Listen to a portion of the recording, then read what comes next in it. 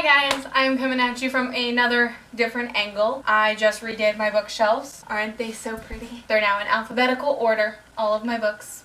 Makes me happy. So today I am doing a double wrap up. This is for the 2 readathons that I did the past 2 weeks. The first one took place from the 7th through the 13th, and that was round 3 of the AYearAthon. The theme was horror / suspense / thriller. I managed to finish 3 books. I started a 3rd, which I still have not finished. The second readathon was Slay That series, which went from the 13th through the 19th of April. And that was just kind of, hey, finish this series that you've been working on. So I will link all of the stuff below, both my written wrap-ups, the people who hosted these things, stuff like that. All of that will be in the description below. Let's get into what I managed to read. So for the #AYearAthon, I read 3 books. My main goal was to finish this monster of a book, Under the Dome by Stephen King. It is 1,072 pages, and I started this back in September. I started on page 324 for the readathon, so I managed to read a little over 700 pages of this. I hated this book. I have a full review explaining why I hated this book.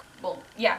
Why I disliked this book, why it was so disappointing, and all of that stuff. This is about a town where all of a sudden this dome appears around the town. There's no explanation to why. You can't break through it. They have government officials trying to do so, and stuff like that, and shit goes crazy. This book takes place over the course of a week, and I think 1,072 pages was way too much. The next book I finished was recommended to me. I went bookstore hopping because I wanted Chick-fil-A, and the closest Chick-fil-A is an hour away, and I needed a reason to go. So one of the great workers at one of these bookstores recommended Bird Box by Josh Malerman. This is about a girl named Mallory. We follow her in 2 different time periods. One is leading up to her decision to do something, and the other one is after she makes this decision to do it. So they're going back and forth, so you kind of see what she's doing, and then you're learning why she's doing it at the same time. It's also about this thing that nobody knows what it is, but when you see it, you become extremely violent, so people don't go outside anymore. It was definitely a book that I could not read at night. I have a full review for this.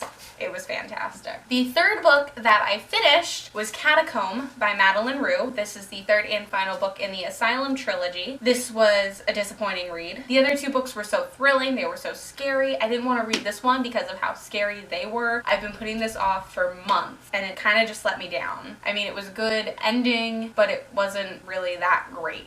I do not have a review for this because it was disappointing. I might talk about it more in my monthly wrap-up. The book that I started but did not finish was The Girl on the Train by Paula Hawkins. I am currently listening to this on audiobook. I hope to finish it by the end of the month. This is about a girl named Rachel. She takes a train every day, and it always stops at the same signal, and she always sees this couple outside, and then something happens and she makes herself get involved. Right now it's really annoying. Not so much Rachel's character, but the other character, because there are 3 women perspectives in this, and one of them just irks me. I'm most likely going to do at least a written review. I might do a full video review. If you want that, let me know. Right now this book is really irking me, and it's not even Rachel's fault. So those are the books that I read for that one. So for the Slay That series, I decided to finish out a couple series. So the first book that I actually read for that was Catacomb by Madeleine Roux, because I've been putting this off forever. I needed to finish this trilogy, so I just went ahead and read this one and knocked it out of there. Disappointing end. After that, I read The Wide Window by Lemony Snicket. It is the 3rd book in the series Unfortunate Events. In this one, the children go to live with their Aunt Jacqueline, who is, for lack of better terms, a grammar Nazi. This is my favorite one because this was the first one that I ever read. I thought about reading another one of these during the week because, you know, why not? But I managed to get one of them out. These things are so easy. I think I read this in an hour and a half. I love this series. The 3rd and final book that I finished during the Slay That series was Wandering Star by Romina Russell. This is the 2nd book in the Zodiac series, and it was interesting. I read the other one almost a year ago, so I don't really remember much of what happened, but I was still able to get into this and enjoy it.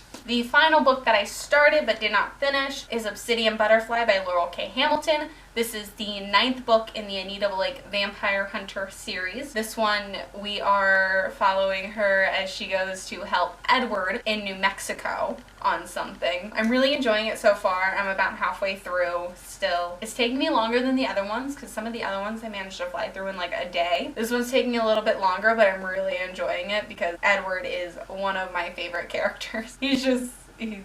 So yeah, that is it for my double wrap up. These are all the books that I started / finished somewhere in the last 2 weeks. If you participated in either of these 2 readathons, don't forget to comment down below and let me know how you did. If you're also a booktuber, link your videos down below and I will definitely make sure to check them out. Alright, so that is it for this video. Thank you for watching. Don't forget to like and subscribe so you can check out my next video. Have a great day and a wonderful week. Bye.